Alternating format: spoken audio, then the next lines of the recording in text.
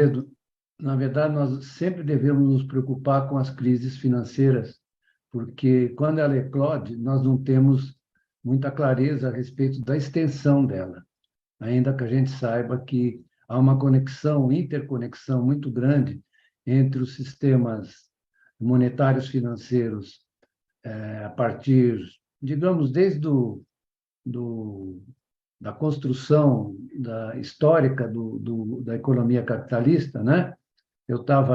Não gosto de fazer esse tipo de, mas é importante a gente dizer que em 1624 você teve a crise das tulipas, né? A Uhum. tulipomania na Holanda, né?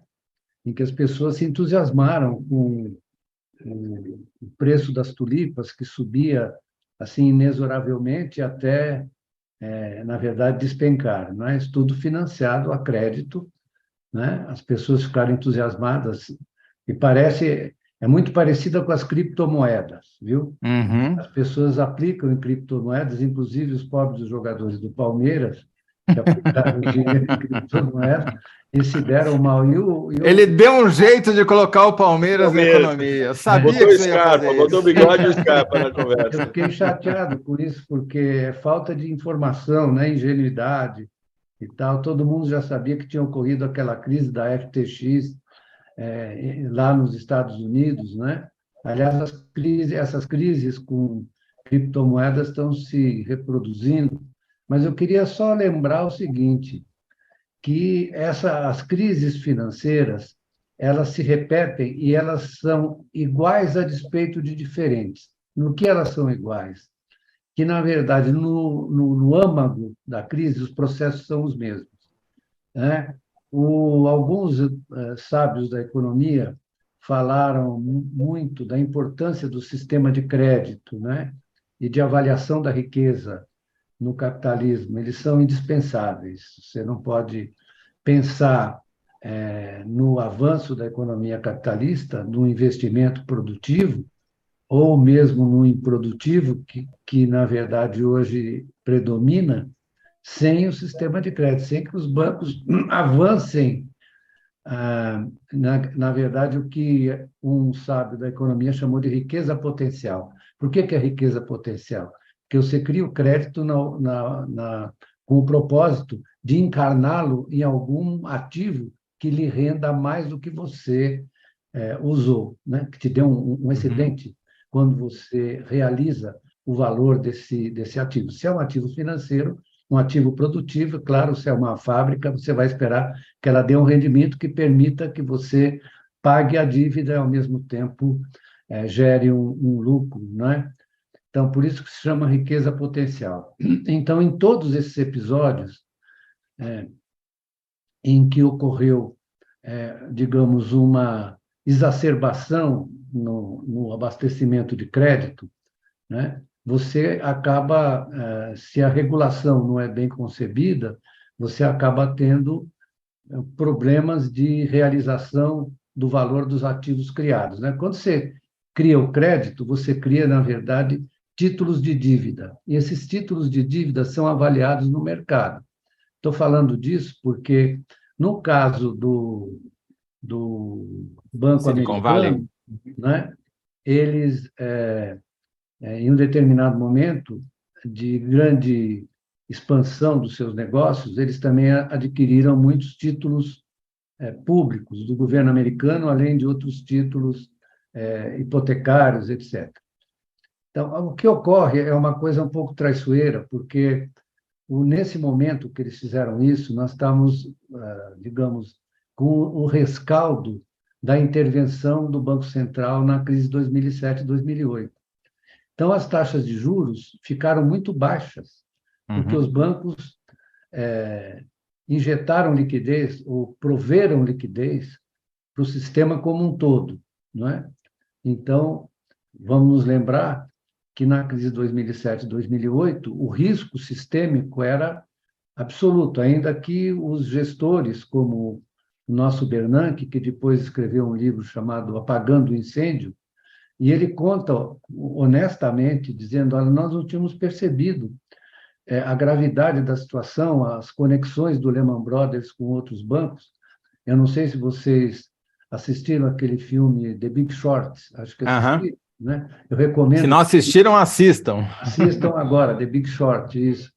Então, é um filme muito interessante, né? Porque mostra essas incertezas na decisão e, na verdade, isso culmina com um processo de venda e ele apostou na... Ele ficou short, ou seja, ele ficou vendido, Vendido. né? Uhum. E ganhou dinheiro ficando vendido. Mas, enfim, essa é a forma A- como os mercados funcionam. Dessa Todos nós, vez, diga, é, Toledo. não, só ia dizer que dessa vez parece que eles aprenderam ou estão um pouco mais prevenidos, né? Embora não tenham feito a lição de casa de regulamentar o sistema bancário Isso, deles, eles intervieram agora, perfeita, né? muito rapidamente, né? Ainda que a Exato. Janet Yellen tenha dito, não, não é nada, é simplesmente um banco, só que não é assim. Todo mundo sabe que, na verdade, esses bancos têm relações de apropriação dos ativos de um pelos outros, né? A formação dos seus ativos e passivos, né? Tem problemas de interconexão, né? Eu sempre, o Keynes dizia o seguinte, que o banqueiro, em geral, ele acha que é o depósito que cria o crédito, que cria o crédito, é o depósito que cria o fornecimento do crédito. Aí ele diz o seguinte, ao contrário, é, na verdade, a expansão do crédito que gera os depósitos para o conjunto dos bancos, para o sistema bancário, certo? Mas é isso que acontece com a economia, que o que parece de senso comum, em geral, não é verdade. É o contrário. É o contrário. É o contrário.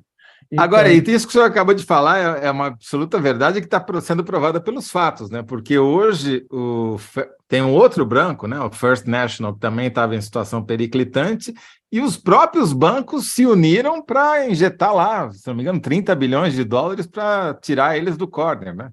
você sabe que isso aconteceu em 1907, numa crise sistêmica nos Estados Unidos, né? Não tinha Federal Reserve, foi o Banco Morgan que socorreu todos os outros bancos que estavam periclitando. Foi uma crise grave. E foi essa crise que estimulou o surgimento do Federal Reserve em 1913. Ah, Certo? Então, é interessante, né? Porque se essa repete. contribuição dos bancos aí é uma forma de você dar uma ideia de espécie de solidariedade do sistema bancário, mas isso é coordenado pelo Fed, né? Isso é Sim. coordenado pelo Fed, pelo Federal Reserve, etc., e dá a ideia de que existe uma coesão dentro do sistema bancário, etc. O que eu devo dizer é que essas crises, né, elas são repetitivas. Eu não queria fazer a lista aqui. Eu estava relendo hoje até para dar essa informação para vocês, né? As crises que se sucederam em 1825, você teve a primeira crise provocada por empréstimos para a América Latina, logo depois da independência, que provocou uma reestruturação do sistema bancário inglês, né? E assim vamos. Nós tivemos a crise das tulipas, depois o South Sea Bubble, né? A bolha dos mares do Sul, foi em 1720, né? E foi uma sequência. Nos Estados Unidos, então, foi a crise de 83, depois a crise de 1907, né? Nós assistimos a crise depois de 1907 foi a crise de 29, né? Em todas elas, é o que é incrível, é um momento assim de euforia, de valorização dos ativos, etc. E as pessoas perdem completamente o rumo, né?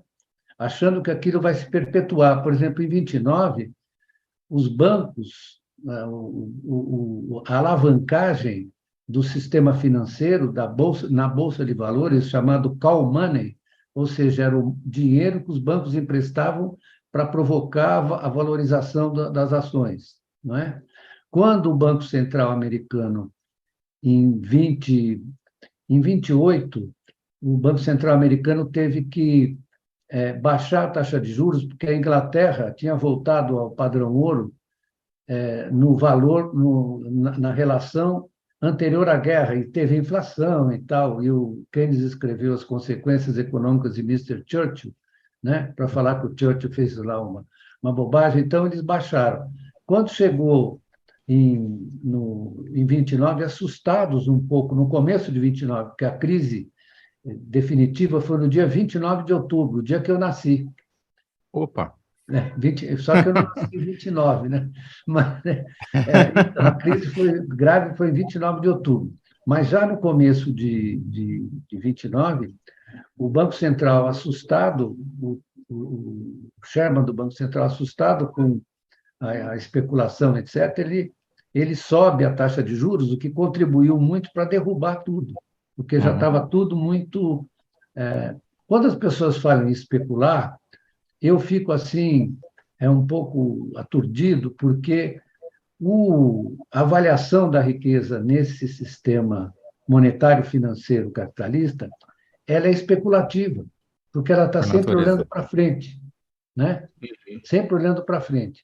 E esse particular, né, e tem uma taxa que faz a avaliação desse olhar para frente, né, que é a chamada taxa de juros. É a relação entre o presente e o futuro, né? Está sempre voltada para o futuro. E aí eu vejo que as pessoas falam em especulação com um ar assim de menosprezo, mas é especulativo por definição. Sim, se não Né? fosse, Você não está tudo. existiria. Isso, exatamente, é isso mesmo. Então, eu acho engraçado isso tudo. E também os repentes moralistas, não, porque o pessoal do sistema bancário é gente que não vale nada, que eles falam. Não é nada disso, é gente tão boa quanto a gente, só que eles estão operando num sistema que exige que eles tenham certos comportamentos. Eu fico muito aturdido, às vezes, com o moralismo das pessoas. Né? Eu escrevi até um artigo na Carta Capital, moralismo financeiro, porque a gente tem que olhar sistemicamente para entender. Tem um sujeito que fez isso com grande brilho, né? Que é um economista keynesiano chamado Hyman Minsky. Você deve ter ouvido já o nome dele, né? Que o pessoal chamou o momento lá de 2007, 2008 de momento Minsky. Uhum. Ele dizia o seguinte, que tudo bem, precisa regulamentar, precisa você estabelecer regras, estabelecer condições de volume de capital para segurar um pouco, dar um pouco de segurança e impedir o exercício abusivo da capacidade de criar crédito, etc., de controlar. Mas é o que ele diz: a criação das regras é, ao mesmo tempo, a tentativa da sua violação. É o tempo inteiro. Mas não é porque as pessoas são ruins, é porque é assim mesmo, você precisa começar a inovar. E nesse livro que eu estou te falando, do Apagando o Incêndio, você tem lá um capítulo inteiro para diferenciar essa crise das demais, e os autores dizem o seguinte: o que mudou na composição do crédito é que você se valeu muito mais dos mercados de capitais ao invés do empréstimo direto dos bancos, a emissão de ativos, né, que servem para amparar as relações de crédito. E isso tudo deu problemas maiores de instabilidade, como eles dizem, problemas muito maiores de instabilidade. E mais, a criatividade assim dos mercados nesse período foi muito importante, porque eles criaram, né, derivativos de crédito, etc., os CDOs, etc., etc., que acabaram multiplicando, né, e criando pirâmides de ativos, como se fala, pirâmides de ativos, que se tornaram extremamente delicadas e perigosas. Né? Então, você tinha alavancagem de alguns fundos, por exemplo, de 34%. Né? Era 34 vezes o capital que a empresa tinha. Então, quando deu o Charivari, lá em 2007, né, despencou tudo. O que o Banco Central, você está falando agora do socorro que eles prestaram, qual era o balanço do Federal Reserve em 2007? Era 9 bilhões de dólares. Em 2020, eu acho que agora mudou um pouco, era de 8 trilhões. 8 trilhões de dólares. Tá? Aí um amigo meu falou assim, mas que absurdo, 8 trilhões, acho que o Banco Central vai falir. Eu falei, mas você vai vender o Banco Central? Então, isso não tem significado nenhum. Você não vai vender, vai? Então, isso que você está falando é nonsense. O Banco Central é o lender of last resort, é o emprestador de última instância. E está fazendo esse papel de novo aí, certo? O senhor acha que esses 8 trilhões vão conseguir segurar a crise, estancá-la antes que ela chegue aqui, não? 18 trilhões já foram, né? Eles já Né? estão, já foram. Porque o que aconteceu ali? O Banco Central comprou, o Fed comprou os ativos podres ali daquela crise de 2007, 2008, e o Tesouro emitiu títulos públicos. Por quê? Porque os bancos estavam na pior. Então, você Uhum. precisava emitir o título público para dar um mínimo de liquidez para a carteira dos bancos, né? Então, a dívida pública americana cresceu assim de uma maneira absurda.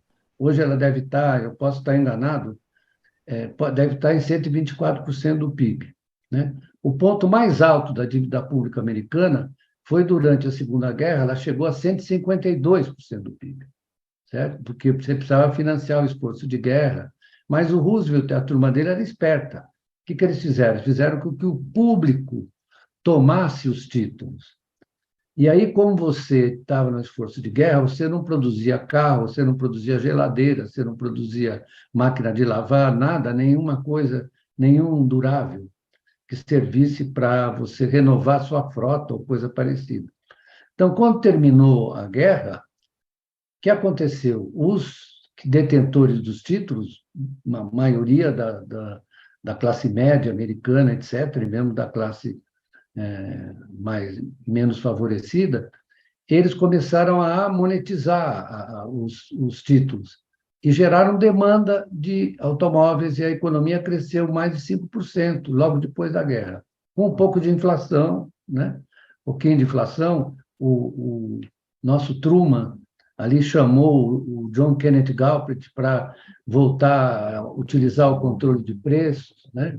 O que me espanta é o seguinte, que hoje em dia as formas de atuação da política econômica se estreitaram. Você só tem, como diz um sujeito que eu estava lendo hoje, fala da política de subir juros, né? Ele falou o seguinte, que é o Michael Hudson, é um cara interessante, ele falou o seguinte, que para quem só tem um martelo, tudo é prego.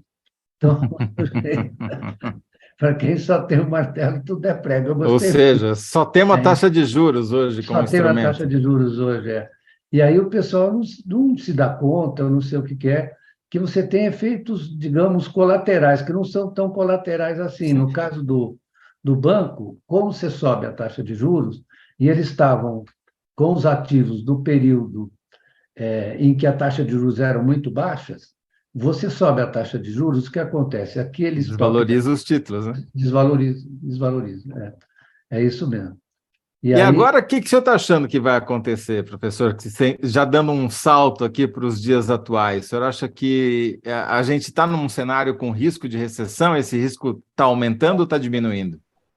eu acho que, na verdade, nós estamos com risco de recessão, sim, por conta, inclusive, de uma retração do crédito que você teve aqui no Brasil. Estou falando aqui no Brasil, você tem Uhum.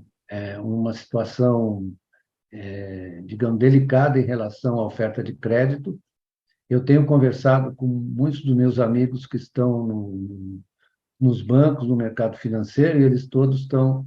Os que têm, assim, mais responsabilidade têm dito que estão preocupados com a ocorrência de uma crise de crédito. Isso pode realmente agravar a recessão. O Banco Central, nesse caso, teria que operar olhando para os bancos americanos, porque eles compram carteiras, eles fazem isso para dar liquidez para os bancos e incentivá-los a compram carteiras como garantia, com garantia, tudo, mas eu acho que eles teriam que fazer, que o Banco Central do Brasil teria que fazer isso, né?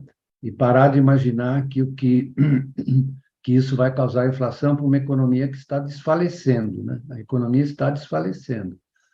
Não é fácil, viu, Toledo, Zé Roberto, porque as convenções e as convicções digamos, da grande maioria que compõem os funcionários do mercado, né? Eles são muito iguais, eles pensam sempre, na verdade, isso é natural. Não é um problema também de eles serem maus, nada disso. É que eles formam essas ideias, e isso tem muita importância. Em geral, as pessoas acham que a concepção que você tem das coisas não tem importância, importa muito, porque você constrói determinadas hipóteses que acabam conduzindo a determinadas decisões, né? Então, a gente precisa ser um pouco hegeliano, né? Que o Hegel achava que, na verdade, a realidade era construída pelo conceito, né? Sim. Não vou exagerar nisso, porque não é o caso. Mas queria até trazer o Bombig também para a conversa, mas a minha pergunta para o senhor é: essa crise aumentou esse risco de recessão, que o senhor disse que já existe? A chance de a economia brasileira desfalecer, que eu gostei do verbo que o senhor usou, Eu acho que está ela já... maior? Então, o Bombig quer perguntar, eu estou às ordens. Eu vou perguntar justamente isso para você. Você deu uma aula aí citando desde lá da crise das tulipas, passou por vários outros episódios, e eu fiquei com essa sensação que era fazer uma pergunta para o professor mesmo, né? Menos para o economista, mais para o professor. Hoje, né, na contemporaneidade, nós estamos mais suscetíveis a uma coisa que é um espirro que acontece lá num outro país, na China, nos Estados Unidos, na Suíça, ou não? As economias estão mais protegidas? Essa sensação que nós temos de que tudo pode se desmanchar no ar de uma hora para outra em termos econômicos, ela é real ou não? Sempre foi assim, historicamente? É mais uma crise que nós vamos enfrentar, vamos esperar?